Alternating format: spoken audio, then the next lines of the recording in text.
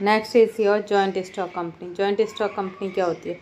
Joint stock company वो होती है जो एक वॉलंटरी आपकी एग्जीक्यूशंस करी जाती हैं लोगों की, 4-5 लोग मिलके आए, पर ये प्रॉफिट मोटिव रहेगी। कोऑपरेटिव सोसाइटी में आप सोशल वेलफेयर के लिए आ रहे थे, यहाँ पे क्या हो गया? Profit motive. आपका मेन मोटिव क्या रहेगा?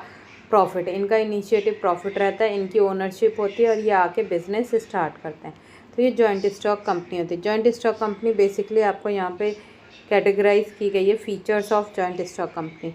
तो जॉइंट स्टॉक कंपनी बेसिकली आपकी क्या है? एक आर्टिफिशियल पर्सन है, मतलब एक जीता जागता एग्जाम्पल होता है। जैसे कि रिलायंस अलग है, अंबानी अलग है।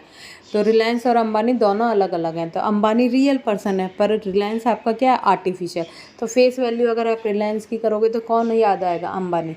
तो ये आर्टिफिशियल पर्सन होता है। नेक्स्ट आता है प्रीपेक्चुअल सक्सेशन। मतलब यहाँ पे आपका सक्सेशन, मतलब आपका जो बिज़नेस है वो लॉन्ग लास्टिंग चलेगा। मतलब यहाँ पे ऑन गोइंग कॉन्सेप्ट माना जाता है कि बिज़नेस नेवर एंडेड पे होता है। नेक्स्ट आता है सेपरेट लीगल एंटिटी।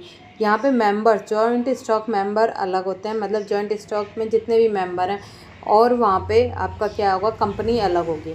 तो यहाँ पे सेपरेट लीगल एंटिटी होता है, ठीक है। नेक्स्ट आपके पास आता है फॉर्मेशन। इसमें आपको रजिस्टर कराना पड़ता है under the companies act 2013 act, ठीक है। इसको आपको क्या करना पड़ेगा? कंपनी को रजिस्ट्रेशन करवाना पड़ेगा। रजिस्ट्रेशन में बहुत सारी लीगल फॉर्मेलिटीज़ होती हैं जो आपको पूरी करनी पड़ेंगी। जब आप लीगल फॉर्मेलिटीज़ पूरी कर देते हो तभी आपको क्या है? फॉर्मेशन कर पाते हो। नेक्स्ट आता है separate of ownership and control. अब यहाँ पे ओनर अलग होते हैं, कंट्रोल अलग होता है, मतलब मैनेजमेंट अलग होगा जो मैनेज कर रहा होगा, और ओनर्स, यहाँ पे ओनरशिप अलग अलग होगा। यहाँ पे कॉमन सील होती है हर कंपनी की, एक क्या होती है? कॉमन सील होती है जो टाइम टू टाइम आपके लीगल एविडेंस, लीगल डॉक्यूमेंट पे लगाई जाती है। नेक्स्ट आता है लायबिलिटी यहाँ पे लिमिटेड होती है। ओनर्स की लायबिलिटी लिमिटेड होती है, कंपनी की लायबिलिटी आपका जो होता है वो कंपनी से पे आउट होगी। नेक्स्ट आपके पास जो आता है risk bearing in the sense कि यहाँ पे रिस्क किसका होगा? शेयर होल्डर्स का। जिसने पैसा कंपनी में लगाया उसका होगा, शेयर होल्डर्स का।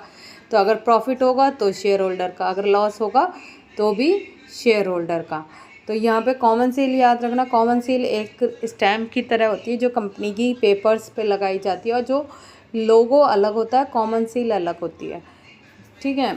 नेक्स्ट आपका लायबिलिटी मैंने आपको डिस्कस कर दिया। लायबिलिटी का मतलब यहाँ पे ओनर, जैसे रिलायंस की, अगर अंबानी की बात की जाएगी तो अंबानी की लायबिलिटी अलग होंगी और रिलायंस की लायबिलिटी क्या रहेंगी? अलग रहेंगी। अगर पे आउट की जाएगी तो रिलायंस से ही की जाएगी, अंबानी की पर्सनल प्रॉपर्टी